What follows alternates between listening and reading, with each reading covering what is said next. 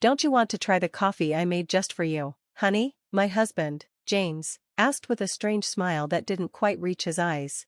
We were at my sister-in-law Nina's house in Nashville for our monthly family brunch. I stared at the coffee cup in front of me. It had a weird, metallic smell that made my stomach turn. My name is Christina, and at 29, I never thought I'd wonder if my own husband was trying to poison me. But after 3 years of marriage and many cases of sudden food poisoning, I had learned to be careful, especially around Nina. Somehow, whenever she was involved, I ended up sick or embarrassed, always with her acting innocent. How thoughtful of you, I said, forcing a smile, but inside, my mind was racing. The smell reminded me of last month, when I drank tea at Nina's house and ended up in urgent care. The doctors couldn't explain my symptoms, and Nina swore she made the tea exactly as she always did. James sat beside me, while Nina smirked from across the table, stirring her untouched coffee. James has been practicing different brewing methods just for you, she said, emphasizing the last words. A chill ran down my spine. James had been spending more time at Nina's house lately, saying they were planning a surprise for our anniversary. But something felt off, the whispered conversations, the texts I glimpsed on his phone, and now, this suspicious-smelling coffee. I lifted the cup, pretending to take a sip while watching their reactions. James and Nina exchanged a quick look, confirming my worst fears. I needed a plan. Oh, I just remembered, I need to make a quick work call. Nina, can I use your study? I asked, standing up. As I walked past her, I pretended to trip, grabbing the table to steady myself, and in the process, I switched our coffee cups. I'm so clumsy, I said, smiling apologetically. Nina gave me a tight smile. Just don't break anything, she muttered. From the study doorway, I watched as she took a sip of my coffee. My heart pounded. Part of me wanted to stop her, but I needed to know the truth. Within moments, I saw her hand tremble as she set the cup down. Her face turned pale. James, she whispered, her voice shaking, something's wrong. James looked up in confusion, but when he saw which cup she was drinking from, his face turned to horror. He jumped up so fast, his chair toppled over. Nina, what's happening? I don't feel right. She tried to stand but stumbled, gripping the table for support. James, what did you put in that coffee? I stepped forward, phone in hand, already recording. James knelt beside her, panic in his eyes. That wasn't supposed to be your cup, he whispered, but in the silence, everyone heard him. Nina gasped for air. Call an ambulance, she begged. I dialed 911, my voice steady. Yes, we need an ambulance at 1542 Maple Grove Drive. My sister-in-law is having a reaction to something in her coffee. Nina's eyes locked onto mine, filled with fear. You switched them, she croaked. You knew. Ma'am, the ambulance is on the way, the dispatcher said. James was in full panic mode. That wasn't, it wasn't meant for. Shut up, James, Nina snapped, her voice weak but furious. This is all your fault. You said it would only make her sick enough to miss the board meeting next week. You promised it wouldn't be traced. I froze. The board meeting, where I was supposed to present my proposal, the same account Nina had been trying to steal from me. Everything made sense now. The tea last month, the breakfast incident 2 months ago, I said slowly, they weren't accidents, were they? Nina clenched her stomach in pain. That tea was supposed to keep you home during the Johnson contract presentation, she admitted, groaning, but you went anyway. James stood up, stepping away from her. Nina, stop talking, you don't know what you're saying. Oh, I know exactly what I'm saying, she spat, her voice slurring. We've been planning this for months, ever since Christina started outperforming me at every client meeting. The sound of sirens filled the air. James backed away, shaking his head. No, this is all a misunderstanding. I pulled out my phone. So these texts between you and Nina about making sure I was out of commission were just friendly chats? I asked, showing the messages I had secretly saved. James went pale. You went through my phone? After I found the strange pills in your desk. Yes, I did. The paramedics rushed in and loaded Nina onto a stretcher. I sent the recording to my lawyer and looked James straight in the eye. I'll be riding with her to the hospital, I said firmly, and I'm sure the doctors will be very interested in knowing exactly what was in that coffee. At the hospital, I showed the recording to Dr. Phillips. As she listened, her expression turned from concern to alarm. This is serious, she said. The substance in her system isn't something that accidentally ends up in coffee. This was deliberate. Just then, James appeared, looking sweaty and nervous. Christina, let me explain. Security to room 412, the doctor called. James raised his hands. This is all a mistake. I pulled up another set of messages. So, your texts about making sure she's out before the Henderson presentation were just casual conversation? James' face turned ghostly white. You were supposed to slow down, he stammered. Nina said if we just made you take some time off. By poisoning me? I finished. Security took him away as I stood there, finally feeling safe for the first time in years.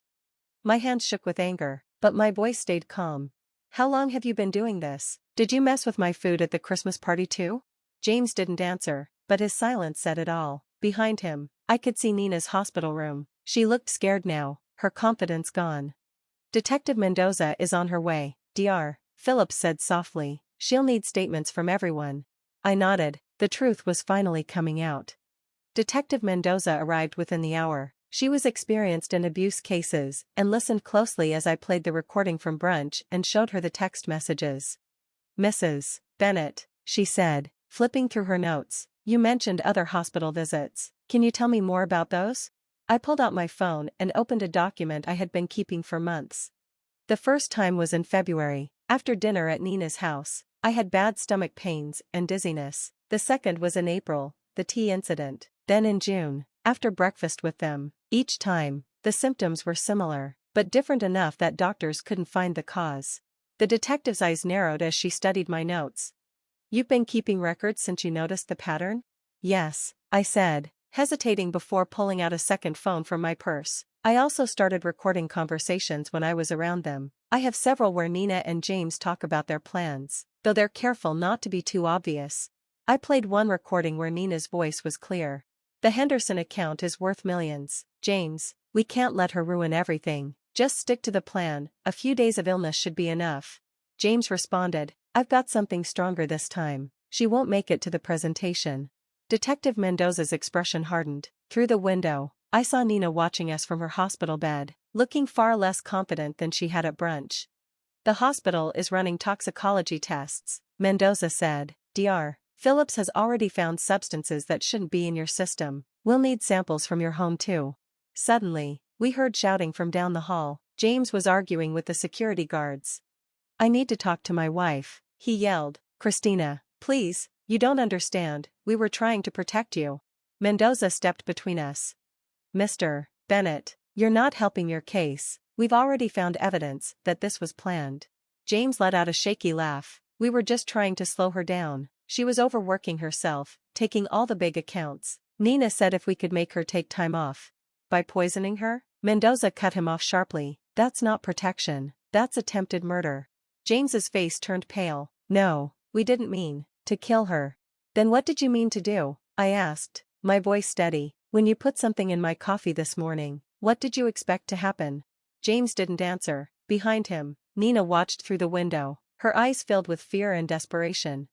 We'll need both of their phones, Mendoza told the security guards, and post officers at both doors. No one leaves until we have the toxicology results. Inside Nina's room, Dr. Phillips reviewed the test results on her tablet. The toxicology report shows high levels of several substances, she said. Most concerning is a compound used in pharmaceutical testing, something the public shouldn't have access to. Nina's face went pale. James said it was just something to cause mild symptoms, she blurted out. Mild symptoms? Mendoza repeated, taking notes, like the ones your sister-in-law experienced over the past 6 months. Another officer entered with an evidence bag. We found these in Mr. Bennett's office, he said, holding up bottles with clinical labels and notes about dosages and reactions. I felt my knees go weak. You kept records of everything, like it was some kind of experiment, I whispered. It wasn't like that, Nina protested, her voice shaking. We just needed to see what worked. The first few times didn't work well enough. You kept showing up to meetings anyway, so we had to increase the doses. You increased the doses? Mendoza asked, holding up the bottles. Did you know these substances could be lethal in higher amounts? The room fell silent. Through the window, I saw James collapse into a chair, his head in his hands. This wasn't just about the Henderson account, was it? I asked slowly, They requested me as their lead. You needed me out of the way, for good. You were ruining everything, Nina burst out. I built that client portfolio for years. Then you show up, and suddenly everyone wants you. And James said he could fix it by killing me, I said quietly. We didn't mean, Nina started, but Dr. Phillips cut her off. The coffee you drank this morning had a much higher dose than before, she said grimly. If you had finished it, the outcome could have been fatal. Mendoza turned to the officer. Get a warrant for both their homes and offices, and contact the pharmaceutical company to find out how they got these substances. Nina slumped back in her bed, the fight draining from her. It wasn't supposed to go this far, she whispered. James said we just needed one more try. I stepped closer to her bed, my voice calm but firm. Every time I got sick, every meeting I missed, you both watched and took notes. What kind of people does that make you? The silence that followed was heavy. Outside, I heard the officers reading James's rights. Nina stared at her hands, unable to meet my gaze.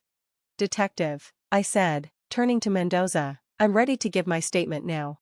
The trial lasted 3 weeks, but it felt like years. I sat in the courtroom every day as the prosecution laid out their case. The evidence was overwhelming, the bottles from James's office, the notes, and the recordings where Nina and James planned each attempt. Nina, always so confident, now looked small and fragile in the defendant's chair. James couldn't even look at me. Dr. Phillips's testimony was the most damaging. She explained how the dosages had increased over time, showing clear intent to cause serious harm. A representative from the pharmaceutical company confirmed that James had stolen the compounds through a college friend who worked in their research department. The defendants showed a clear pattern of behavior, the prosecutor said in her closing statement. This wasn't just about sabotaging a career, it was a systematic attempt to harm Mrs. Bennett, escalating to doses that could have been fatal. When the verdict was read, I felt no joy, only relief. James and Nina were found guilty of multiple charges, including attempted murder and conspiracy.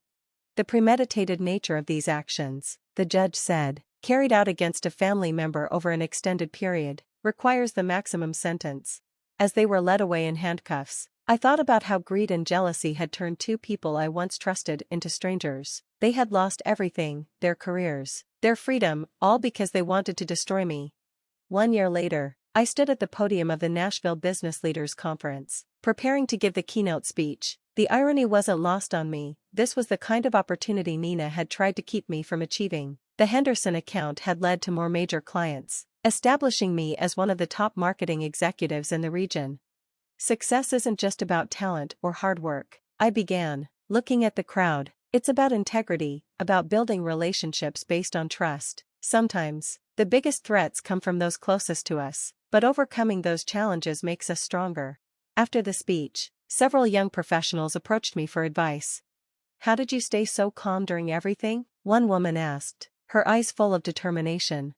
I focused on what I could control, I told her. I gathered evidence, trusted my instincts, and refused to let fear stop me from reaching my goals. Later that evening, I received an email from the Henderson client, confirming they were renewing their contract for another 3 years. I smiled, thinking about how differently things could have turned out if I hadn't trusted my instincts that day at brunch. That morning, the local paper had run a story about James and Nina starting their prison sentences. I didn't read it. Instead, I focused on my next project, knowing that the best revenge wasn't about getting even, it was about moving forward and succeeding, no matter who tried to stop me.